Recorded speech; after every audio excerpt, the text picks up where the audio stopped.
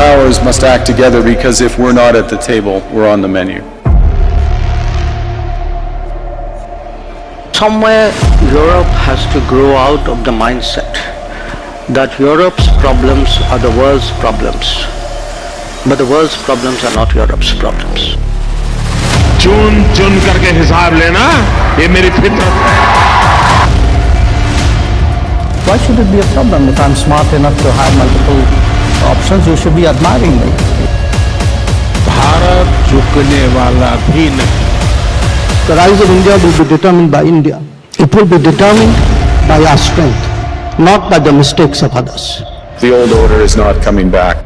We shouldn't mourn it. Nostalgia is not a strategy.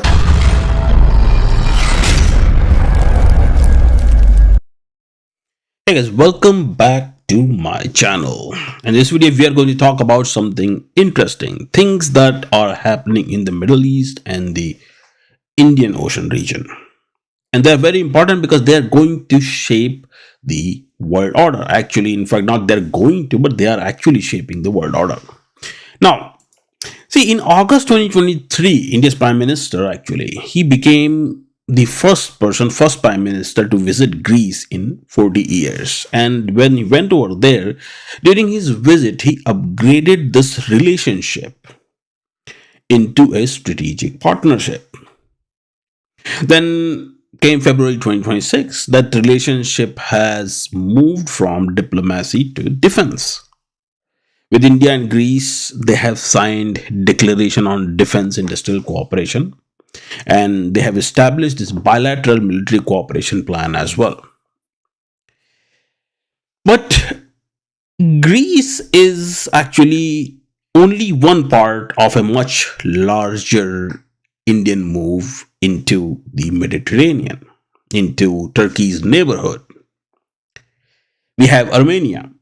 In Armenia, India has become major defense supplier, providing systems such as Pinaka rocket launcher, then Akash air defense system, then Swati weapon location radar, and anti-tank weapons, lots of other military equipments. And that places Indian military technology directly into Caucasus, where Armenia faces Turkey-backed partnership between Azerbaijan and Pakistan and China. Okay. Now, thing is this, that Azerbaijan is now talking about peace after they saw the firepower and the ass whooping that Pakistan got. But here's the thing though.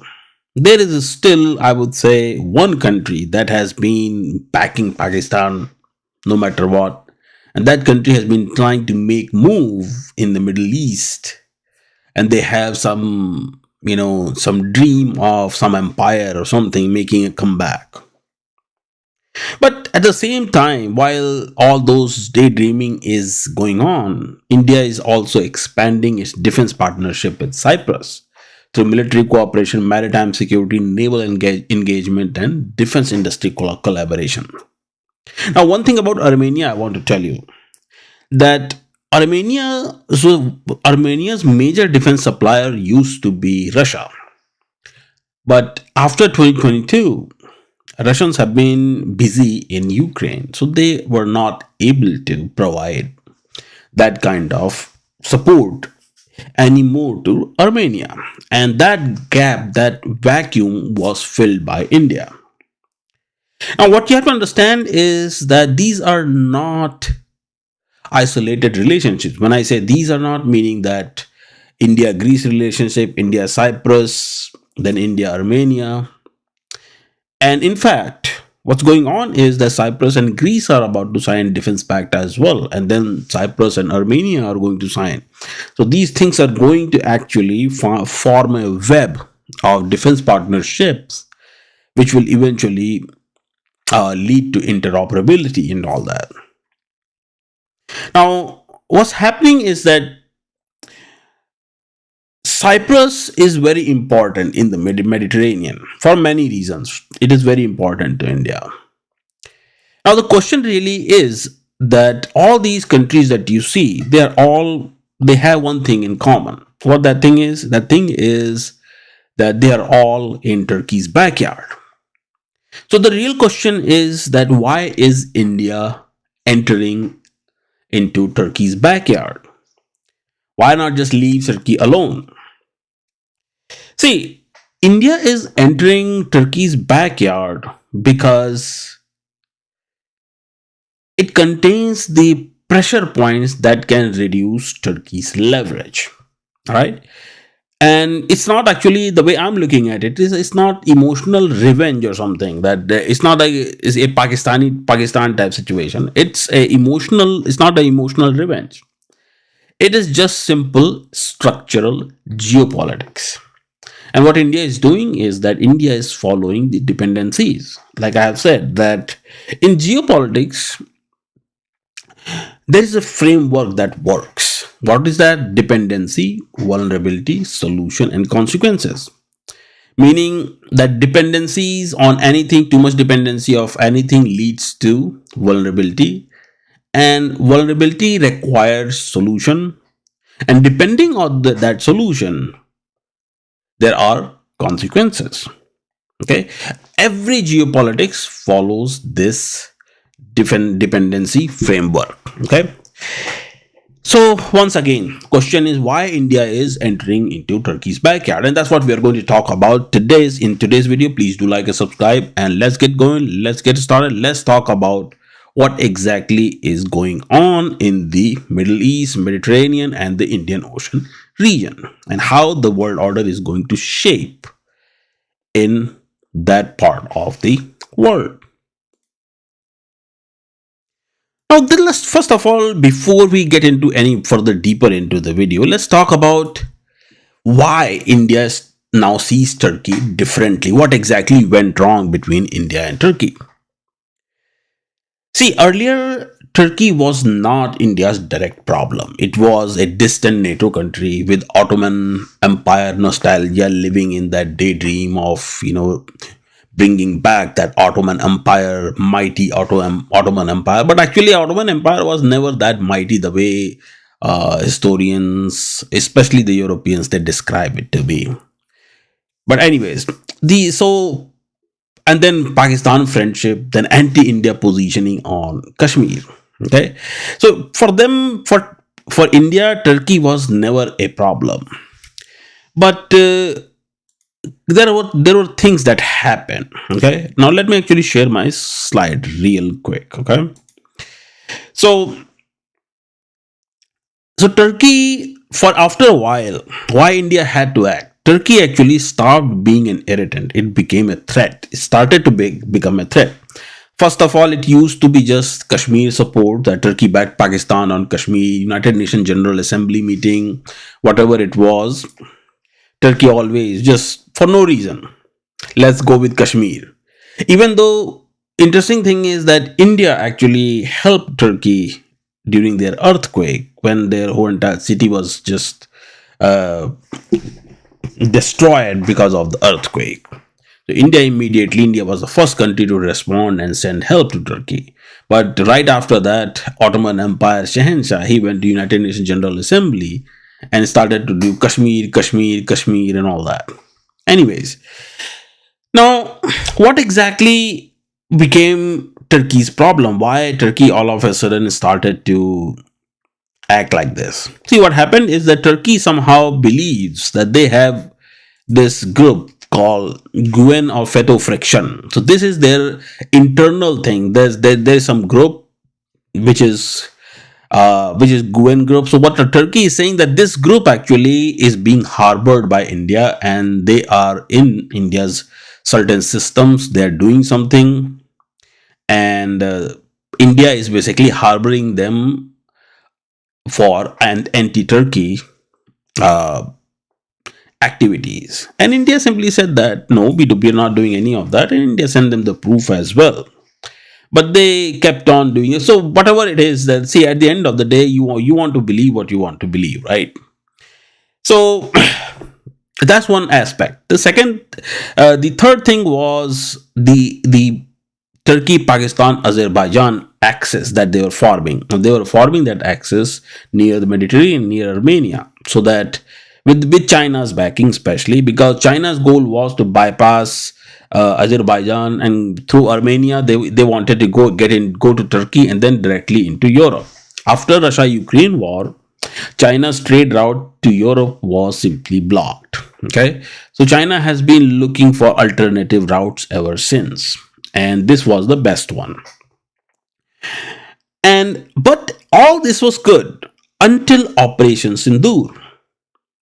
And before Operation Sindoor, I will tell you this, that India was giving contract to Turkey ship manufacturing, the naval ship manufacturing, that the one that are destroyers and all that.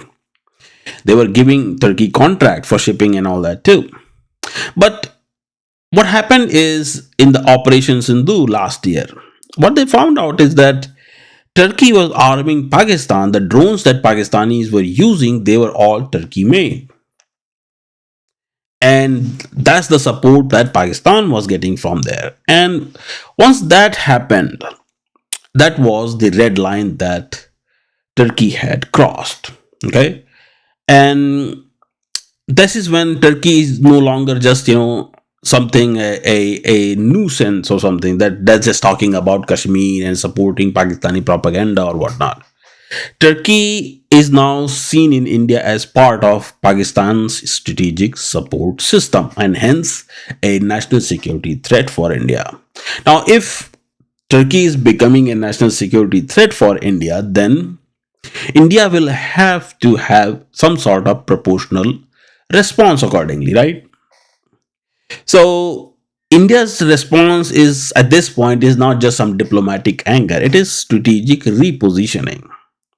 And this is why India started to look into Turkey's vulnerabilities.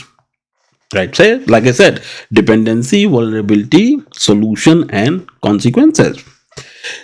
And sure enough, Turkey's vulnerabilities were Greece, Armenia, Eastern Mediterranean energy, Aegean sea pressure, then Europe trade routes, and then Turkey's ambition was that Turkey wanted to use the land, the geography, for everyone's trade route. Like, for example, BRI.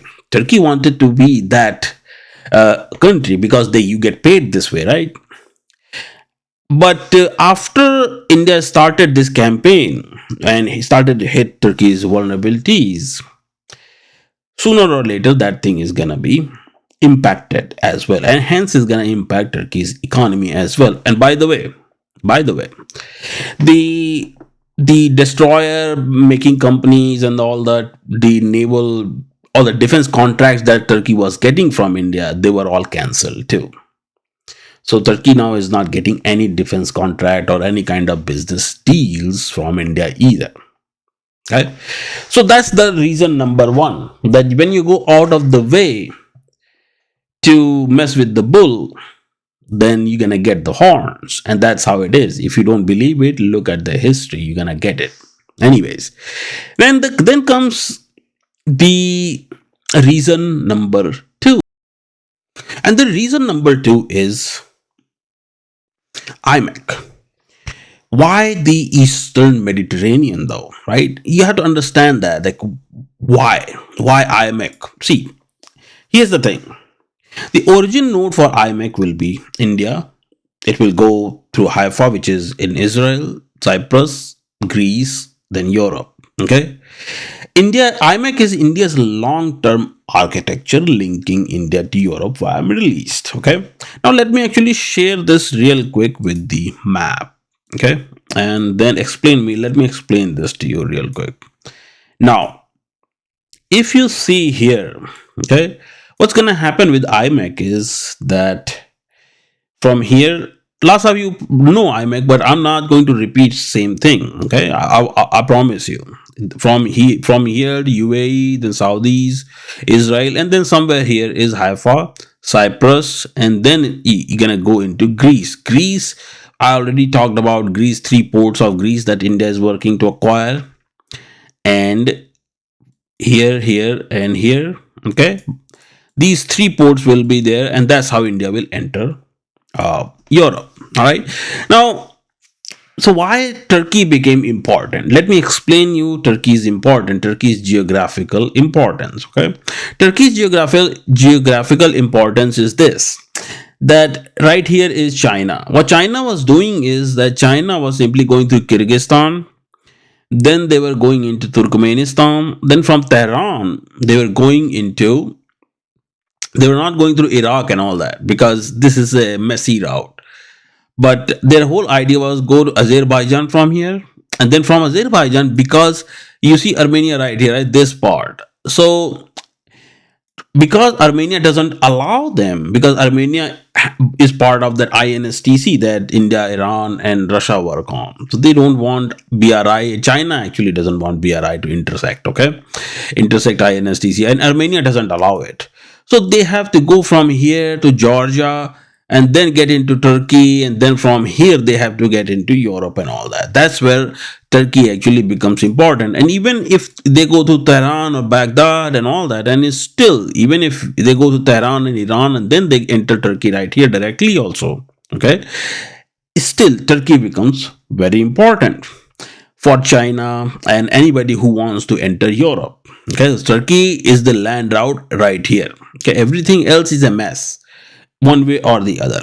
Okay, so this is why Turkey was, and when you enter here to go to Europe and all that, then you pay the toll, you do all that, right? So you pay the fees and all that helps the economy.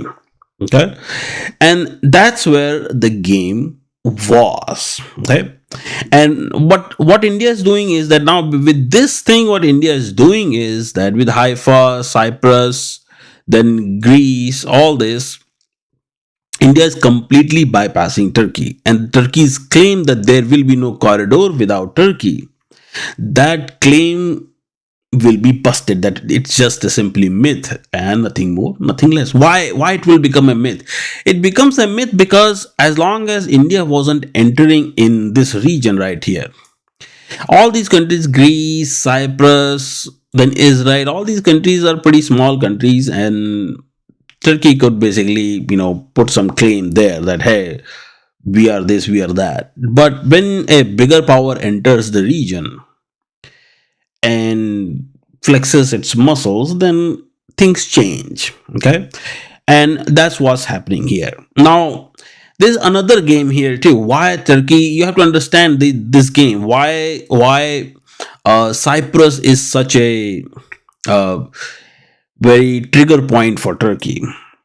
It's because Cyprus, in this part of Cyprus, there is oil and natural gas and all that. Okay, this whole entire region right here has oil and natural gas.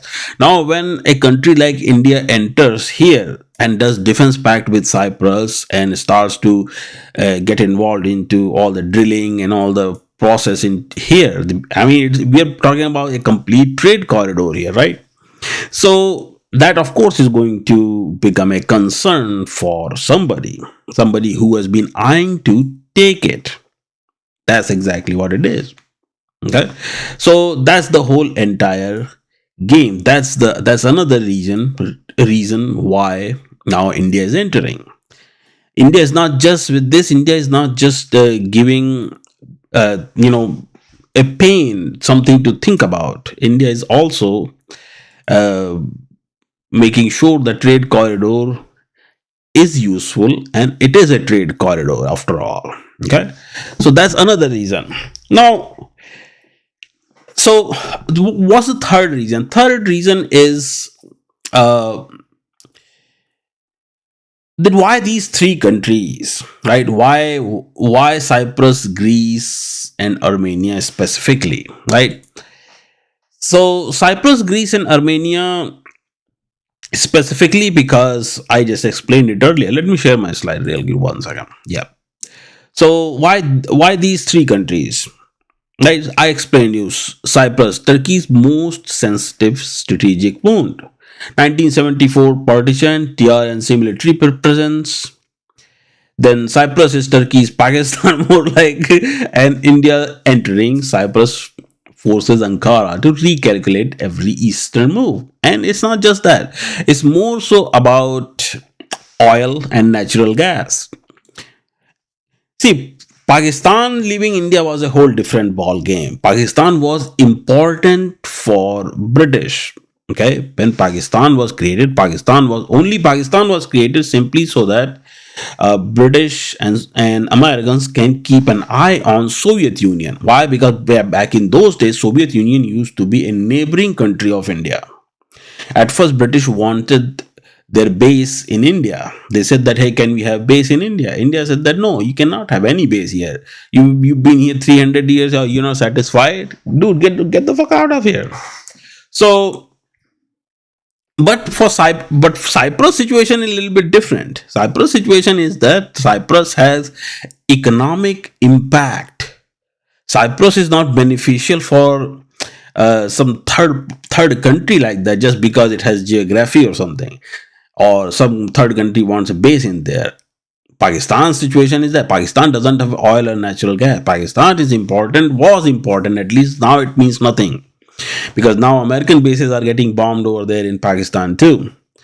But Cyprus is a whole different ball game. Cyprus is like a piece of big chunk that could contribute to Turkey's economy. And it's just not with Turkey. Right? It's like one of those piece of the pie, right? You want to eat, but then all of a sudden that thing just falls on the ground and now you cannot eat it. That's what it was. Then comes the Greece.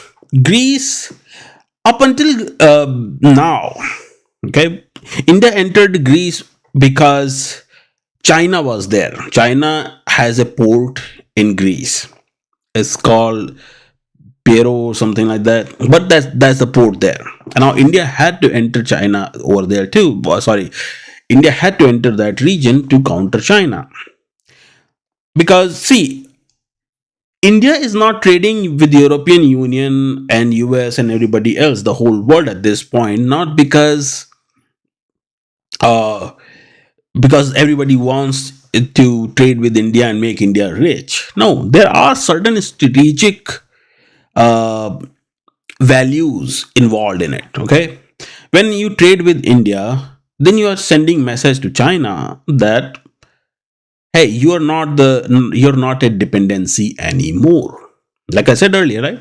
That dependency, vulnerability, solution, and consequences.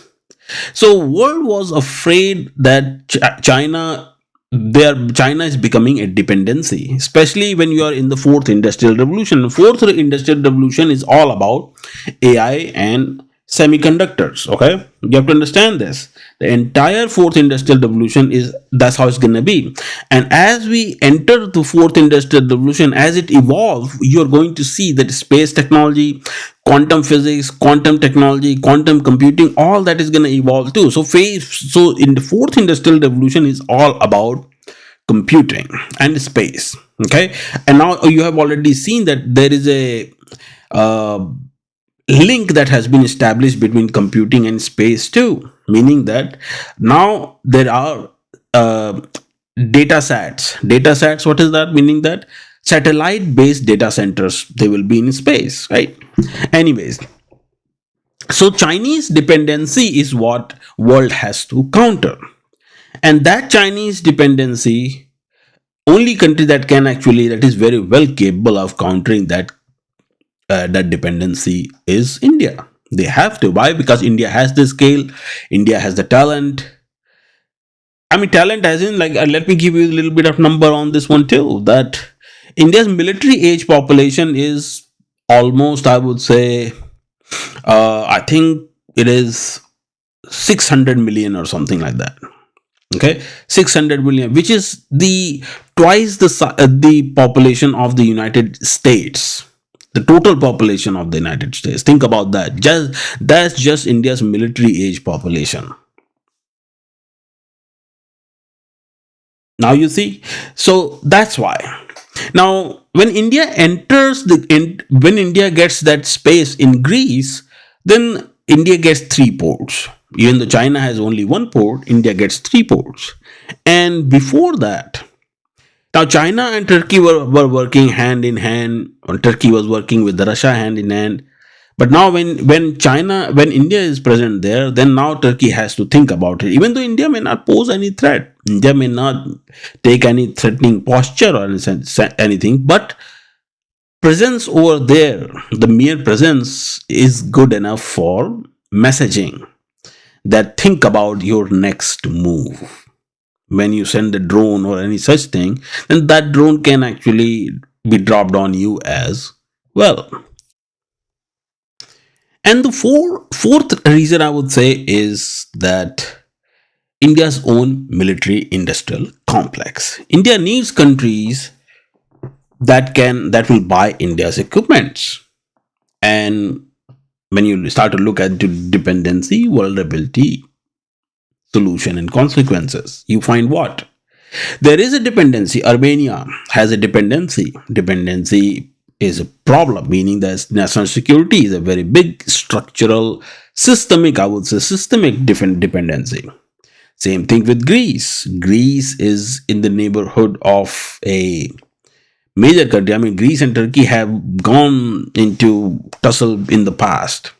Then you have Cyprus. Cyprus, you can see. I mean, you have a country, bigger, larger country, bigger, powerful country than you. That is laying claim on you, your sovereignty. Then that's a dependency, national security. All these three countries have national security problem. Then comes European countries. Lots of European countries right now, they are lacking manufacturing in the military equipment, defense equipment, all these things. So what's happening is that, unfortunately or fortunately for Turkey, you can say that all these countries, they are in Turkey's backyard. Turkey's backyard is a major pressure point, and they all need those defense pack, cheap defense equipment, things that work, something that is cheaper and it works. Not like F-35, right? That $135 million equipment that just doesn't work. And it was sold on the name of stealth and vertical takeoff and all the mumbo jumbo fancy stuff. But this doesn't even work. So that's why. That's another reason. Why? Because you're looking to expand your military industrial complex. And how do you do that? You do that by establishing the partnership. You partner with countries, you show them your equipment, you show its effectiveness. And India, basically, when India's air defense systems took out all the Turkey's drones, not a single drone even touched the Indian soil. Then what else could be better equipment than that to sell it to Turkey's enemies? That's what they want, right? Unfortunately, fortunately, all these people, all these countries, they are in Turkey's backyard. Okay. Now, the real question is that, does this strategy work? The whole entire strategy that I have discussed so far. It does work in a way. Now, if you look at, let me share my screen here. Okay. See, first thing is, India provides, with this, India provides IMEC security. India is providing its hardware, military hardware and all as well, along with its physical presence in the region. So India is providing IMEC security. Maritime security is of utmost importance. And considering that US is now a declining power, I mean, US still is a powerful country, don't get me wrong, but it's a declining power. It doesn't have that kind of influence anymore anywhere in the region other than its own region, its own backyard. That is Western Hemisphere, maybe the Latin American region and all that, though the small countries that are there. So the way I'm seeing it is that US is gonna move out of there, and even if they are there, they will only their presence will be very limited. Okay, so who is going to provide that maritime security for this major trade corridor? It will be the combination of different powers. It will be European Union, countries like Cyprus, Greece, Armenia, Italy, all these countries, with the help of India, of course, in the Mediterranean. In the Indian Ocean region, it will be UAE, India, Indonesia, the combination of these countries. That's how it's gonna be. IMEC security. And then, like Turkey was saying that there will be no trade corridor without Turkey. So now with the presence, India will show them that we do have strategic leverage and there will be a corridor without Turkey. Even if it requires Turkey just not to be there at all. Now, some people say that Turkey is a NATO country, this and that. Quite frankly, I will tell you this. If some country bombs Turkey today, nobody's gonna enter or say anything or do anything. You have to understand this. Turkey is not even allowed in the European Union. Turkey is for to NATO, Turkey is just like a head count. Okay, head count that is completely useless.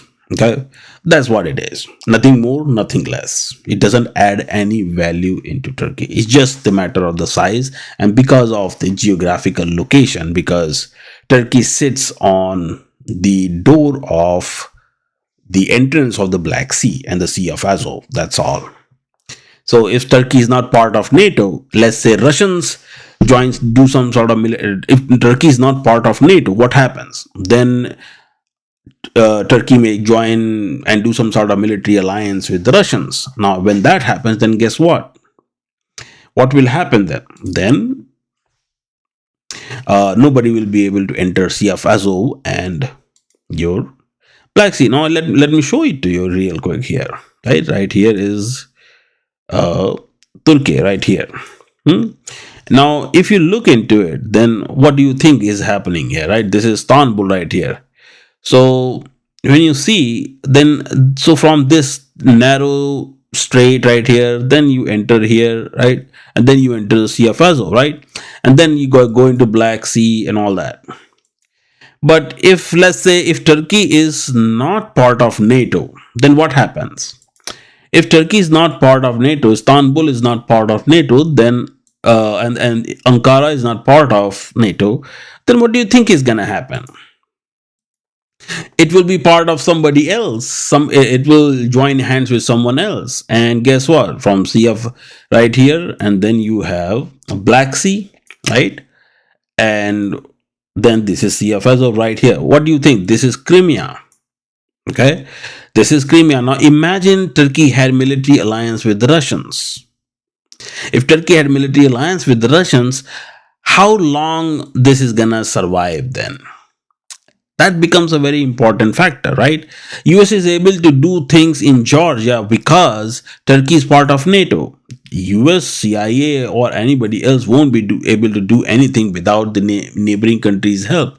But whatever regime change and all that operation was going on here in this region, it was because there was some help from Georgia and all that too. Look at Georgia. There is no other country, right? Without this country's help here, you cannot do anything. And this country was helping simply because it's part of NATO. That's the whole bottom line. Okay, that's the whole entire equation, and that's what Turkey's importance is in this whole entire thing. Okay, and then energy security. Now, like I explained, right, that Cyprus is sitting on oil and natural gas gold mine, and India is about to take a big piece of the pie from it. So all these strategic reasons is why India is entering Turkey's backyard, and I think that Turkey should be concerned about it and worried about it too. Why? Because first thing first is that Pakistan was not giving you any kind of defense contract. Pakistan was just buying, basically borrowing your drones for free that you were giving Pakistan. And now the same thing is becoming your problem. Anyways, so this is it for this video, guys. I hope you loved it, you enjoyed it. This is a beautiful video. Please do like and subscribe, and I'll talk to you guys in another video. Take care.